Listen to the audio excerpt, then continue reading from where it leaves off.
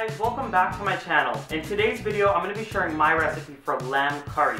Now, if you guys know me well enough, you know that goat curry and Dhalpuri are my favorite things. But I know it's a little hard to find goat depending on where you live sometimes. So I decided I would make it easier on some of you guys that really can't find goat, and I'm going to do a lamb curry for you guys. Lamb curry comes in a close second for me because it's very similar to goat. The flavor is not as pungent as a goat is, but it's really good nonetheless.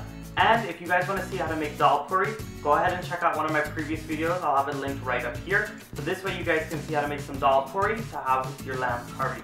So I wanted to give a big shout out to Dhalpuri Imports. Andrew, thanks for sending me some quality ingredients to go ahead and put together my lamb curry today. I know this is going to be a great one. You guys are going to love it. So let's get into it now. So these are all of the ingredients that I'm going to need for my lamb curry today. We're going to start off with the lamb, and last night I went ahead and I chopped it up. I cut off any excess fat off. I washed it, and then I put some of my homemade green seasoning on it, as well as some black pepper, and I left it in the fridge to marinate overnight. I feel like it's very imperative whenever you're doing lamb or goat or duck or any dark meat, you really want to marinate it overnight, and you want to wash it really well to get any of that freshness out of it. So that's there. I have some oil as well as some water to help me cook the curry. And for the fresh ingredients, I have some scallions, I have some sliced onions, some garlic and pepper that have been finely chopped, and as usual you could use as much or as little husk pepper as you'd like. I also have some salt to taste. And then, thanks to Dhalpuri, I have some masala as well as some curry powder. And this masala looks beautiful and nice and dark, so I cannot wait to use it. And I'm going to be using some whole cumin seeds today, or jeera. Now, usually when I make my curries, I will use the roasted ground jeera and mix it into my curry paste. But my grandmother does her curry paste a different way. She'll usually just do the masala and the curry powder together, and then she'll actually burn some of these cumin seeds in the oil, so this way it can give some flavor instead of adding the roasted ground jeera.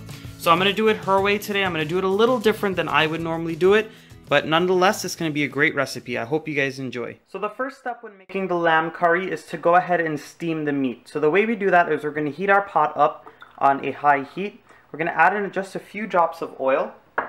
And once that oil's hot, you're going to go in with your marinated lamb meat. The reason why I steam my meat is so this way I can get some of that freshness or some of the rankness that dark meat tends to have sometimes. So as long as you season the meat, wash it properly, and steam it, there should be no rankness and no freshness in that meat. So I'm just going to stir this around, let it seal on the outside, and I'm just going to let it release all of its natural juices and let those juices burn off again. And then we can continue from there. So while your meat is steaming, you want to work on the curry mix or the curry paste that we're going to use to make the curry. So what I'm going to do, into my garlic and my hot pepper that I just put into my bowl, I'm going to go in with some curry powder. And we're also going to go in with some masala.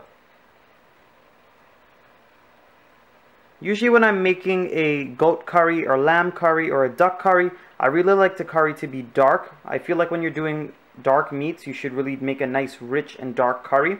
If you're doing a chicken curry or a fish curry, you'd want to make it a little on the lighter side because the meats are very mild tasting and they can't really take all of those spices. Once you add your masala and the curry powder into the garlic and the hot pepper, you want to add just a few drops of water to make a nice thick paste so we can cook our curry. You don't want to add too much to make it too thin, nor do you want it to be too thick and clumpy. So right here is perfect. And this we could just put off to the side, and we can start cooking our curry once that meat is done steaming. I just turned off the stove on my lamb. It's done steaming at this point.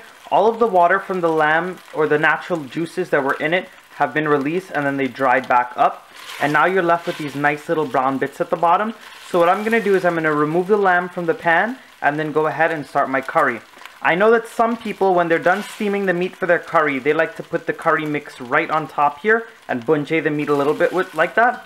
But I prefer not to do it that way. I like to have the curry fry up by itself, and the curry will have a chance to pick up those nice little bits at the bottom. I just removed all of the lamb out of my pot, and as you guys can see, there's these nice beautiful brown bits at the bottom. So what we're going to do, I added in a little bit more oil, and then I'm going to go in with all of my onions, and I'm going to go in with my scallions.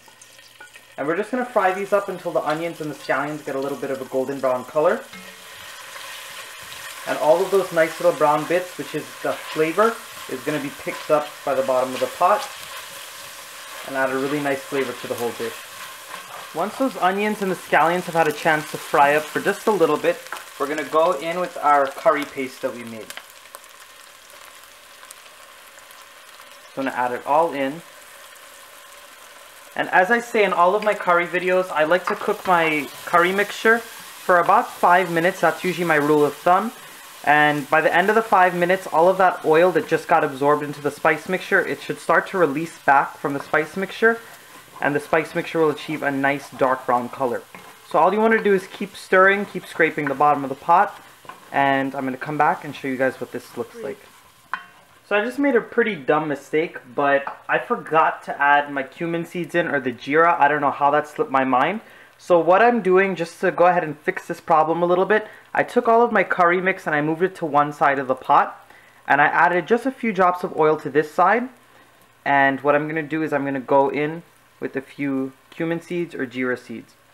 And I'm going to let them sizzle up just for a little bit until they get a nice dark color. Of course, if you guys didn't mess up like I did, you would put these cumin seeds in right before you add in your onions. So you'd let them get a really nice dark brown color before you add those onions into the pot. Alright, so I added in those cumin seeds, I let them get a nice dark brown color, and I just mixed them in with the rest of my curry paste. And it's been about 5 minutes now since everything's been frying up. All of that oil is starting to separate again from the spice mixture. That's how you know it's properly cooked.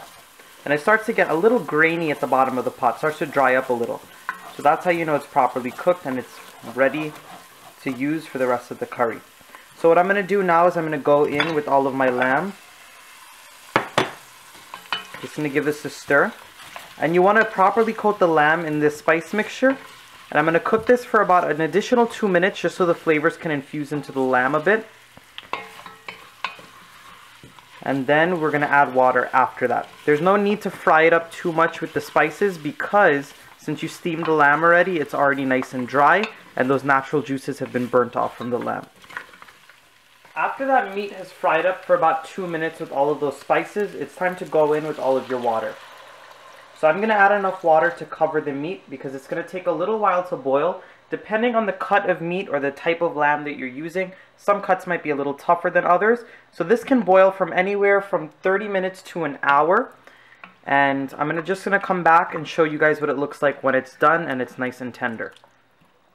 Alright guys, so I just turned off the stove on my lamb curry and I cooked it for about an hour and 15 minutes. Now that's how long it took me for my lamb meat to get nice and tender and soft.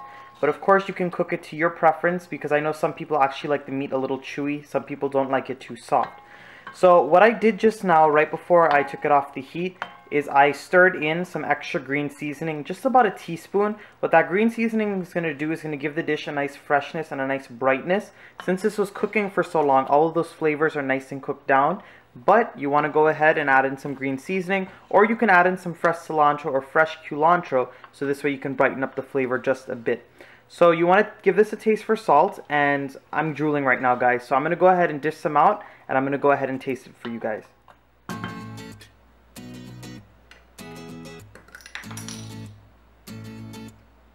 Alright guys, so the time has come for me to go ahead and try this amazing dish. Throughout this whole cooking process, I've been drooling over this lamb curry because it smells so great in the pot. So I have my plate of lamb curry here. I have my lamb, as you guys can see, and I have my Dhalpuri roti. If you guys want to see how to make that Dhalpuri, go ahead and check out one of my videos. I'll have a link right up here. I'm going to go ahead and rip off a piece of my Dhalpuri. I'm going to dip it into that sauce. Get a little piece of meat over here.